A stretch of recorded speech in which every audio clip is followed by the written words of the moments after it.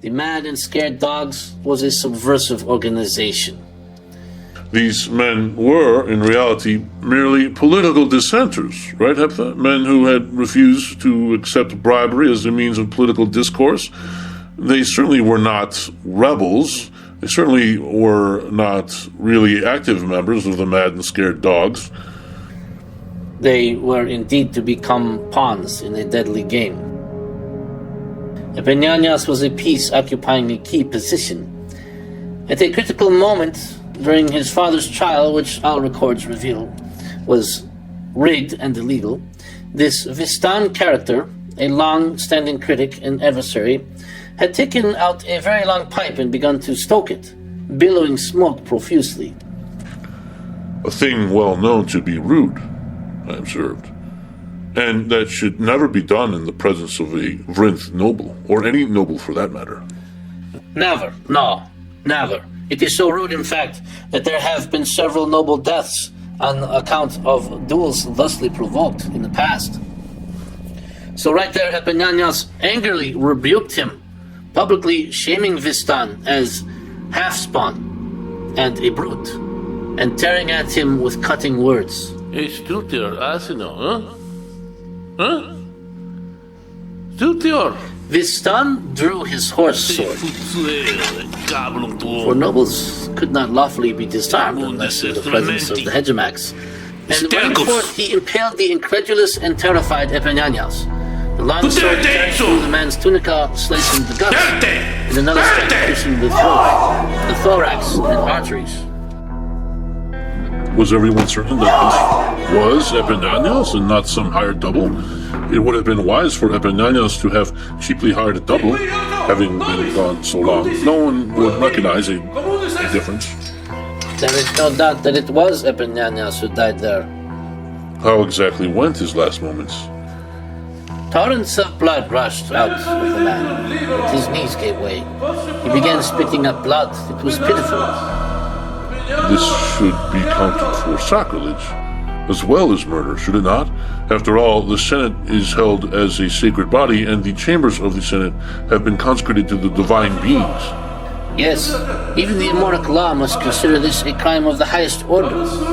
It is truly appalling to hear these things, and to learn that a man of such reputation as Vistan, of Vrinth noble, could have been provoked to such an unreasonable and bloody wrath and madness, or that one of the senators would publicly dishonor a man of the old royal lineage like him. Great men are sometimes found capable of great evils. Unfortunately for Vistan, there would be no trial. A guard appointed by the High Court was on duty nearby. He was readily armed and immediately acted to dispatch the man to Tartarus with a swift flying arrow shot.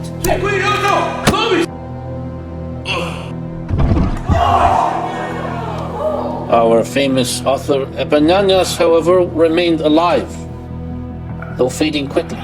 He did not die immediately.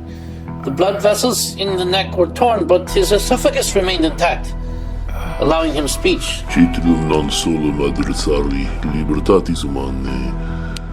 Covered with blood, Epinanias begged that his scribe, his most trusted servant Heptha, myself, be brought to him.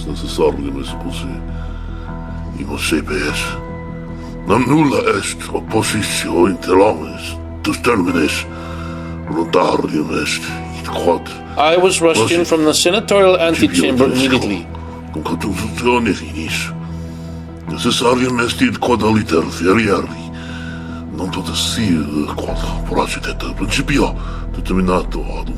As he lay during many moments it took for him to give up the ghost, he granted the remainder of his wealth to the execrated family of Vistan as reparation, an act later criticized by some as suspect. Then he called upon one Ambrosius, the Ammorid. Ambrosi, amor. Resari factis coactium, concedant ideas, solum occasione, civis, sensiones tu excitarditassi, te aque barra cassia non sit, Ambrosia,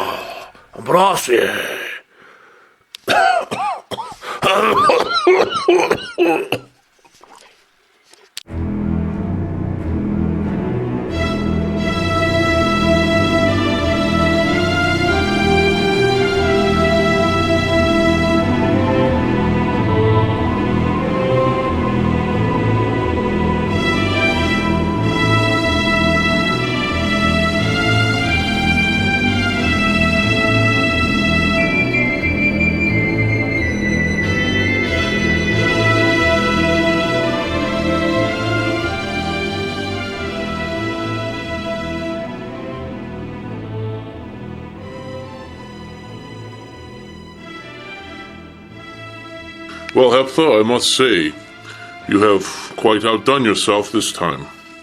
To describe in such great detail events that never happened. As you can see, Epinanias is right here before you. I am not dead. I am alive. You were my servant at one time, and as you said, the Epinanias in your story, whom you depicted as speaking his last words, giving away his ancestral plantation to the so-called character of his tongue. None of this happened. My friend, I'm not sure why you would create such a story and come to me to tell it to me, or if you maybe just already knew a story and inserted me as a character in it. However, I have to say it is quite unnerving to hear. Certainly it is unnerving to hear of one's own death. For it is not, as you say, an imaginary story. In fact, it is a history. However, it is a history of events that have not yet occurred. It has come to me that it will occur. My friend, we need you to do this for us, to die for the Republic in this way. We have made arrangements so that you may give your life so that men can be free from tyranny. What you have heard, indeed, is a history that will be written. But it will be written by you. Being a famous historian, we wish you to write the history of your own death, so that nothing else may be made which would suggest otherwise, that your motives were unworthy. Things that other historians might write. By means of this dramatic incident, you see, the cause of the Republic will achieve the sympathy of the people, and we will initiate a righteous uprising against Balgud and his red asceticism, of which he is a great fanatic. Otherwise, the people, especially the youth, will remain complacent in the acceptance, almost universal now, of the carnal license, and that immoral incorporation of hedonism into the traditional rituals of your gods. There will be no remembrance of the austere rituals of your ancestors. Natural piety will become corrupted into base depravity. But would not the waning of the cult of our traditional gods be a great boon for you, Ammouri? And your strange take on our Eldark scriptures, namely that there is but one God. Yes, but that he became a man, the Nazarene. Not necessarily. The red asceticism will not cease with the corruption of traditional paganism. After it has brought low and enslaved all the cults of the Olympian deities, it will then turn to the Eldark and Ammouric cults and corrupt them. Indeed, I fear this has already begun. If you do not help us to free your own pagan kind, think of what it will do to the truths revealed in the Eldark texts. Heptha, your plan will not work. In Regulum, all of the populace knows that I am an Eldark and observe the cults of the traditional gods. You have Epinanias calling out on Ambrosius Ammouri, that angelic entity, as he is dying. I would not do that, nor would anyone agree to murdering me in such a way and then being slain themselves, as you have Vistan doing. They would believe. You spent how many years is it now? Studying the Ammouric doctrine under old Butterham, a faith which in the end you foolishly rejected. I imagine that you didn't mind it, because you could argue well against the Ammouric devotees like myself. But I warn you, wisdom of this sort that comes from God is not something merely for debate or to be brushed aside. It must be lived out. We have already spread report in Regulum that you are considering a return to the Ammouric faith, having failed to find anything of the all-being in your desert meditations. But that is not true, Heptha. I demand that when you return to Regulum, you correct this rumor. My meditations into the remote quietude have proven very fruitful. How can a Christian like you lie? It were not a lie, Epenanias. It is a prophecy. You will show yourself worthy of the Republic by sacrificing your life in the hall of royal and noble inquiry and being murdered by Vistan. I will not. That is absurd. It is the will of God. We are at war. You will die like a soldier, and your name exalted forever. And this Vistan? How do you hope to rope him into this? Vistan is indeed guilty of having assassinated Florians, the virtuous and promising prince of the Republic.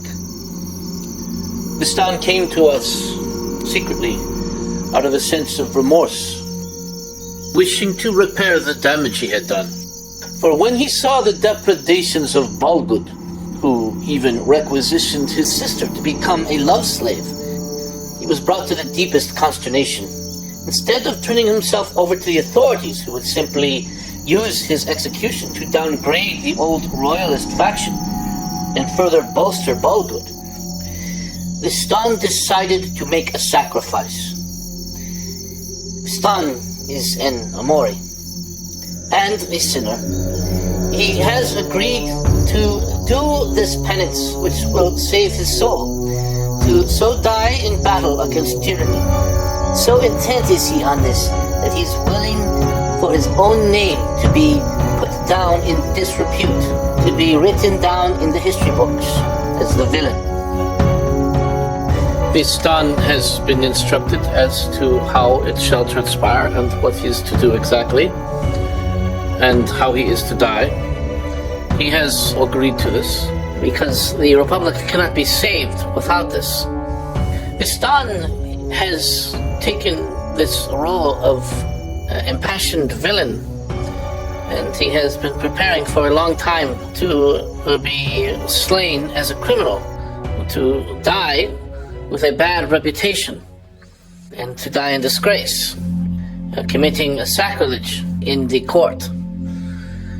Vistan wishes to do this because even though he is a monarchist and would have the kings of old restored, nevertheless he has seen the virtue of the Republic and is not able to bear the shame, the eternal shame, of his own royal family and all his descendants being slaves of Balgud, servants of the Red Ascetic.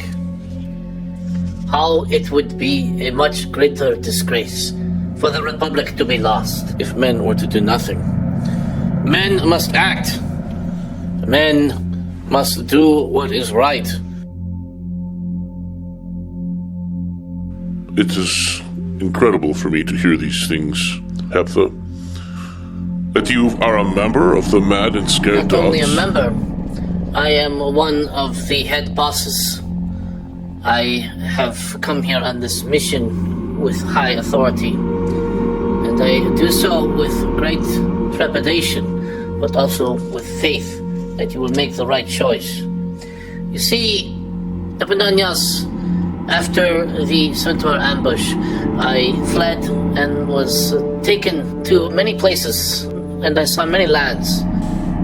However, I did end up back in Regulum, but I found myself without any work, having been an ex-slave, so I joined the Thieves Guild, and it was through the Thieves Guild that I was introduced to the reactionary politicals in which I advanced considerably. I am indeed myself a member of the Mad and Scared Dogs. Mad, because we are infuriated at the loss of our freedoms to state control. And scared because we see the decline of virtue in the citizenry, their abandonment to base pleasure and every vice. And so we are dogs, by which is signified men of faith, who, though of different breeds, nevertheless have the same goal: to hunt the jackal and capture him, to overthrow the wicked tyranny of our time. I wish I could help you, but it is not the Eldark way, your plan. Nor does it coincide very much with how the Neoplatonic interpreters have understood what it means to act in righteousness. Not concealing any motive, but representing oneself openly and clearly. What you say is a worthy concern, Epinenius, for how can the All-Being, as you call him, accept such machinations? We, who are the Mad and Scared Dogs, however, are not merely superstitious extremists seeking to control the state. Among our members are counted not only Ammouri, but Eldark, like yourself, as well as a number of pagans. We are very aware of all that is at stake.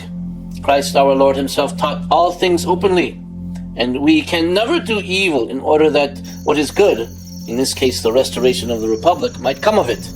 However, for men to observe that ethic in all things strictly, it would make it impossible for states to make war and for the public good to be defended.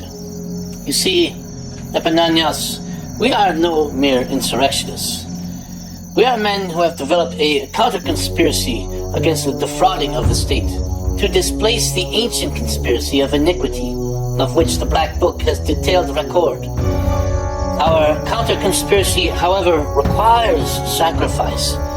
No lasting good can be brought about without the sacrifice of virtuous men like yourself. Your reputation in Regulum is of such high esteem on account of your histories that your murder will incite a terrible revolution against the cabal of Balgud and his red senators. However, it is up to you. Give your life in this way, and our glorious Regulum will be preserved. Save your life, and I fear all Regulians and Romilians will become enslaved to the red ascetic. I imagine that you used the same words when you went to Vistan and managed to convince him to give his life for the Republic. A man who has clearly an unbalanced mind. He came to us. He must have had many dark thoughts. He had to speak with someone.